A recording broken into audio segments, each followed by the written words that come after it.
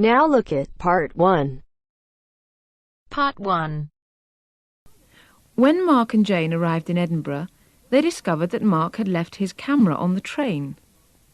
At the Lost and Found office, he has to fill in a lost property form. First, you have some time to look at questions 1 to 4.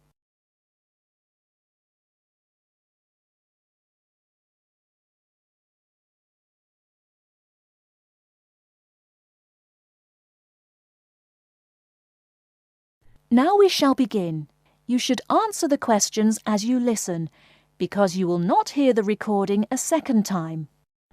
Listen carefully and answer questions 1 to 4. Good evening, sir. Can I help you? Yeah, I think I left my camera on the train from London early today. Did you, sir? Oh, well. In that case, we'd better fill in a lost property form. Can you tell me your name? Yeah, it's Mark Adams. Okay. Your address? You mean in Britain or in the States? How long are you staying? Oh, I've still got a few months in Britain. Okay, then, can you give me your address here? Right. It's 21 Thames Drive, Leigh-on-Sea. That's Leigh on Sea, Essex.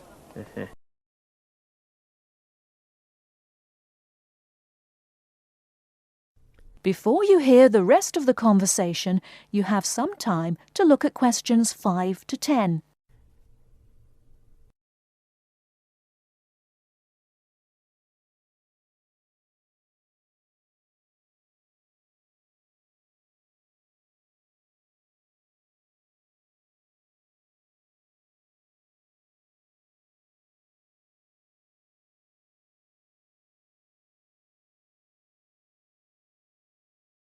Now listen and answer questions 5 to 10.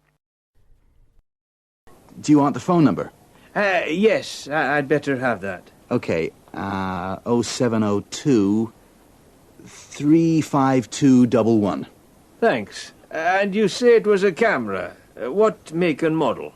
It's a Ricoh. Ricoh. How do you spell that? Ricoh. Okay, got that. Now, you say it was the London train. What time did it arrive in Edinburgh? At 4:55 this afternoon. Exactly on time. Well then, if we find it, sir, shall we phone you? No, I think I'll drop in the day after tomorrow to check up. Right you are, sir. We'll do our best.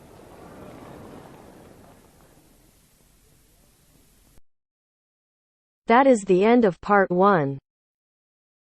You now have half a minute to check your answers.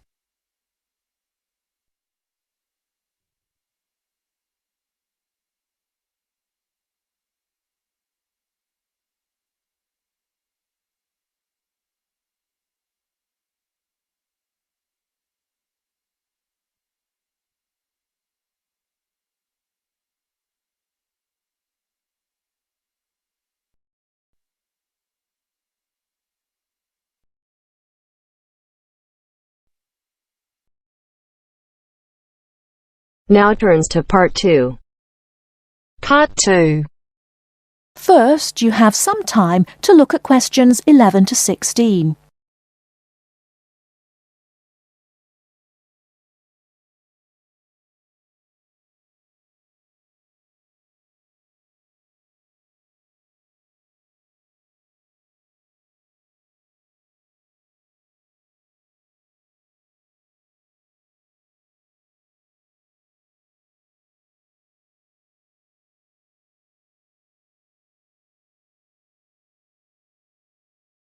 Now, listen carefully and answer questions 11 to 16. Hello, Sue. Fancy meeting you here. It is Sue Johnson, isn't it? Oh, hi, Jill. It must be ages since we've seen each other. What a surprise. How are you? Yes, well, I'm fine. I just got back from 2 years teaching in Hong Kong, actually. Oh, I thought you'd gone into computing or nursing. No, I ended up being a teacher after all. And how about you? Oh, Fine. Things are going quite well, in fact. So, what have you been up to over the last 3 years? Working, studying, you know, the usual things. Oh, and I got married last year. Congratulations. Anyone I know?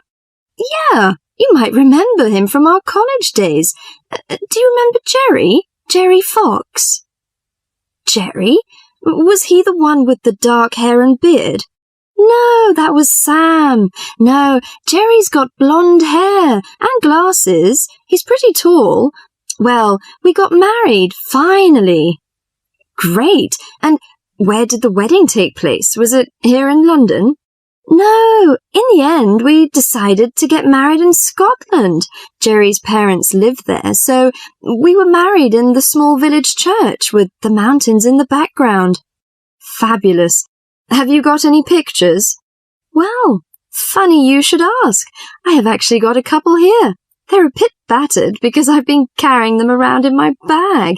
Oh, never mind. Let's have a look. Oh, don't you look wonderful? Who are those people behind you? Oh, that's my older sister, Clara. Oh, she looks like you. Do you think so? Everyone says that, but we can't see it. Is she married now? Yes, and she's got 3 children, a girl and twin boys as well. Wow, imagine having twins. Look, why don't we have dinner together and catch up on a few things? Would you like to come over one evening? Oh, that would be lovely. What about next Friday evening? Fine. What time? Shall I come over about 8 o'clock? Oh, come about 7:30. I'm usually home around 6:30, so that'd give me plenty of time to get dinner ready. Oh, fine. And, one last thing. Where do you live? What's the address? Oh, good thinking. Here's my card. The address is on the back. We've got a flat in an old house. We live on the 3rd floor of a large old house. The house has been converted into flats, so when you arrive, you'll need to press the bell, second from the top. The bell second from the top, okay? There's a little intercom arrangement, so I can let you in. Right, okay, see you on Friday then.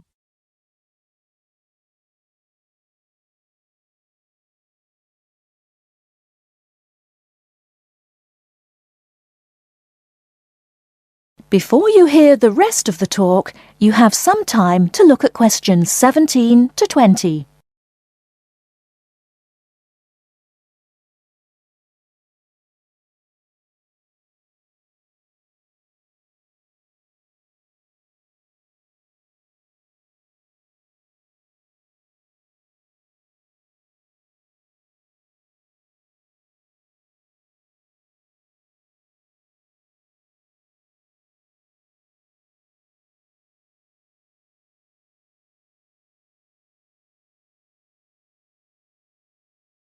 Now listen and answer questions 17 to 20.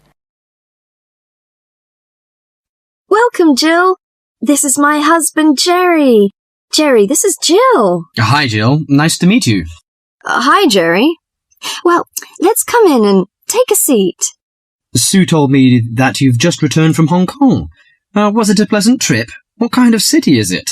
Oh, well, Hong Kong enjoys a reputation for the flourishing business. It has a population of around 6.6 million. Much larger than that of Sydney, right? Sydney has a population of 4 million, I think. Yes. Did you enjoy staying there? Well, being a metropolis has advantages. You get the latest films and music. There's always something going on, and there's such a wide variety of different people and cultures that it's difficult to get bored. Of course, all this has its downside. The cost of living is very expensive, and most people cannot afford to go out very often. So although the entertainment is available, you have to have a lot of money to enjoy it. Another problem is, like most big cities, there's a lot of crime. What about the weather? I suppose that it gets a lot of rain. Not always. In summer it's humid, but it's cool and dry in winter. The average temperature in June and July is about 91 degrees Fahrenheit. Hotter than here. The best seasons are spring and autumn. They are mild and agreeable. Is there anything you particularly miss of staying there? Yes, the tasty local food is to my liking, especially the seafood. Hong Kong also enjoys the fame of a paradise for shopping, but I'm not very keen on that, you know. I suppose it must be your favourite. Most shopping malls in Hong Kong have longer opening hours than those in Sydney. Some are even open the whole night during the Christmas holidays. Oh, it sounds lovely. I hope I have a chance to travel there. And I can be your tour guide. Yes, that's great.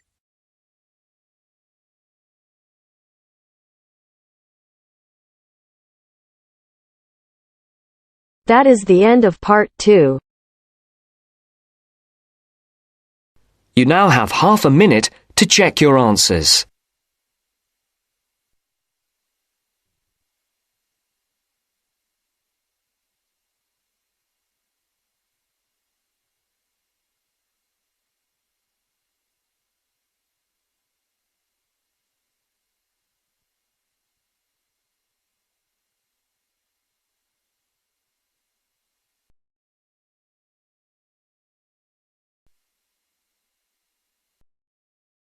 Now turns to part 3. Part 3. You'll hear a discussion between two students, Rosie and Mike, and a university tutor. In the first part of the discussion, they're talking about a survey they have conducted on local entertainment. First, look at questions 21 to 26.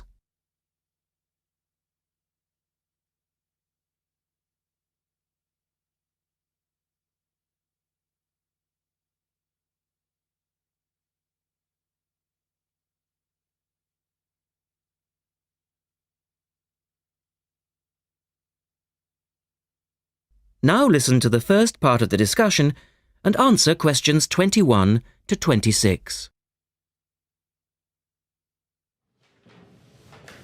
Good morning, everyone.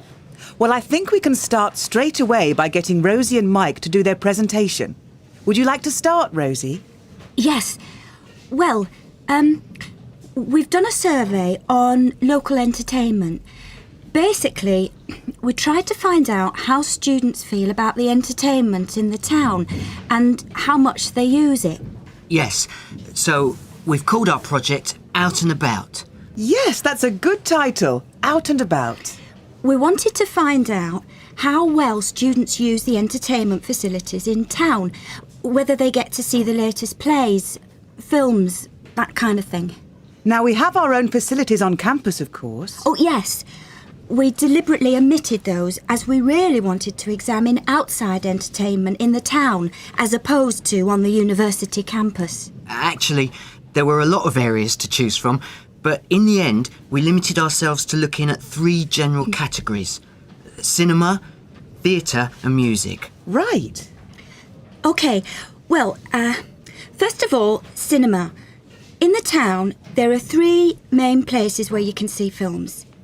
There's the new multi-screen cinema complex, the old Park Cinema and a late-night Odeon.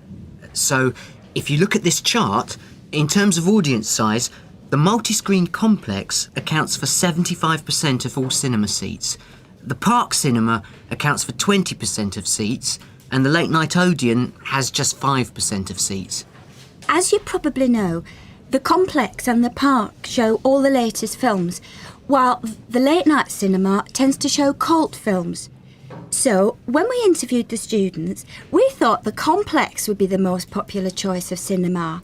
But surprisingly, it was the late-night Odeon. Yeah, and most students said that if they wanted to see a new film, they waited for it to show at the park, because the complex is more expensive and further out of town, so you have to pay more to get there as well.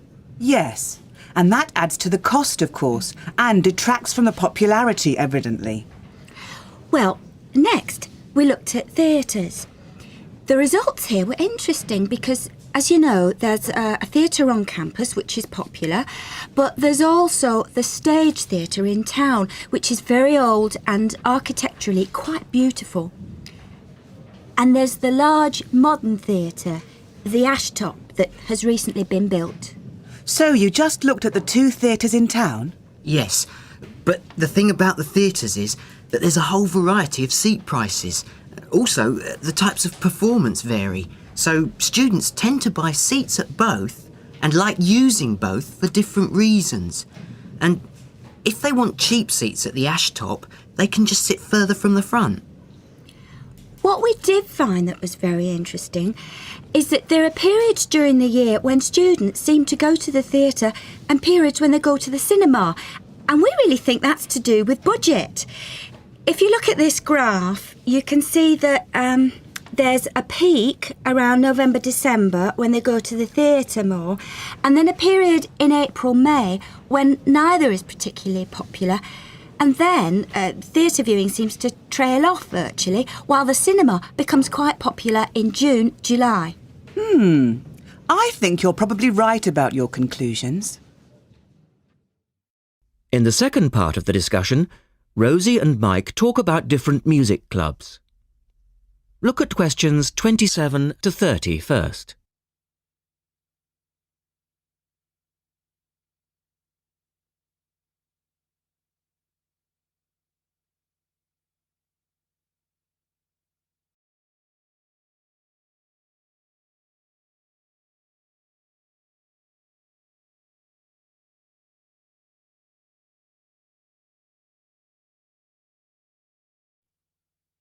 Listen carefully and answer questions 27 to 30.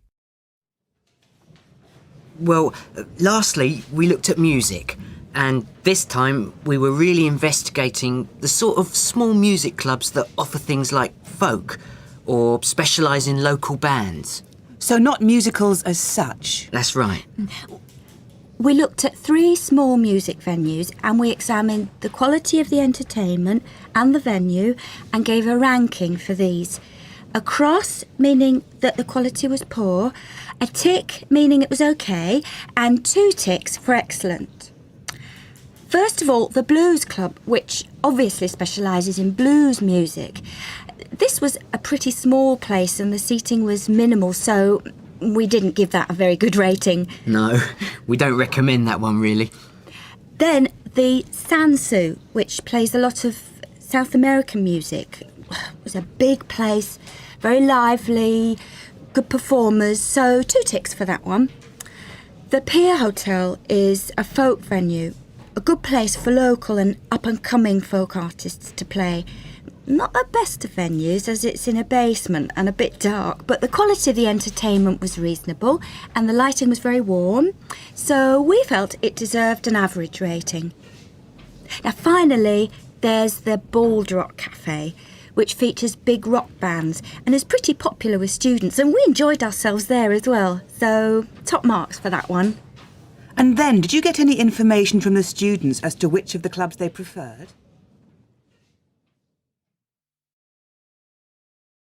That is the end of part 3. You now have half a minute to check your answers.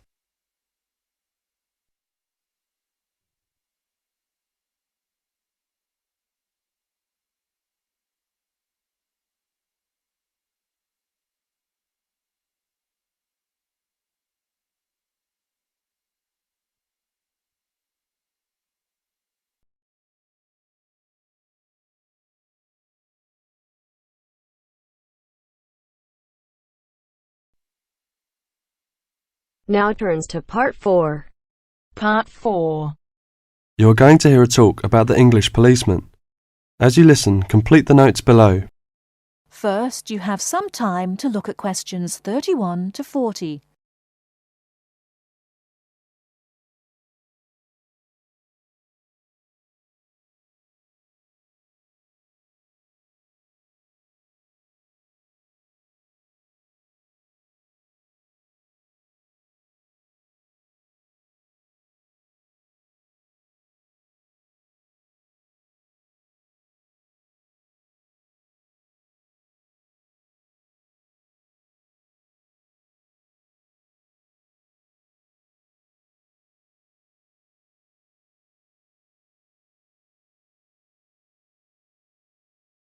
Now listen carefully and answer questions 31 to 40.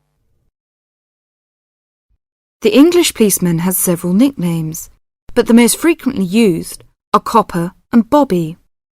The first name comes from the verb to cop, which is also slang, meaning to take or to capture, and the second comes from the first name of Sir Robert Peel, the 19th century politician who was the founder of the police force as we know it today. An early nickname for the policeman was Peeler, but this one has died out. Whatever we may call them, the general opinion of the police seems to be a favourable one, except, of course, among the criminal part of the community, where the police are given more derogatory nicknames which originated in America, such as Fuzz or Pig. Visitors to England seem nearly always to be very impressed by the English police. It has, in fact, become a standing joke that the visitor to Britain, when asked for his views of the country, will always say, at some point or other, "I think your policemen are wonderful." Well, the British Bobby may not always be wonderful, but he is usually a very friendly and helpful sort of character. A music hall song of some years ago was called, "If you want to know the time, ask a policeman." Nowadays, most people own watches, but they still seem to find plenty of other questions to ask the policeman. In London, the policemen spend so much of their time directing visitors about the city that one wonders how they ever find time to do anything else. Two things are immediately noticeable to the stranger when he sees an English policeman for the first time. The first is that he does not carry a pistol, and the second is that he wears a very distinctive type of headgear, the policeman's helmet. His helmet, together with his height, enables an English policeman to be seen from a considerable distance, a fact that is not without its usefulness. From time to time it is suggested that the policeman should be given a pistol, and that his helmet should be taken from him. But both these suggestions are resisted by the majority of the public and the police themselves. However, the police have not resisted all changes. Radios, police cars, and even helicopters give them greater mobility now. The policeman's lot is not an enviable one, even in a country which prides itself on being reasonably law-abiding. But, on the whole, the English policeman fulfills his often thankless task with courtesy and good humour, and with an understanding of the fundamental fact that the police are the country's servants, and not its masters. That is the end of part 4. You now have half a minute to check your answers.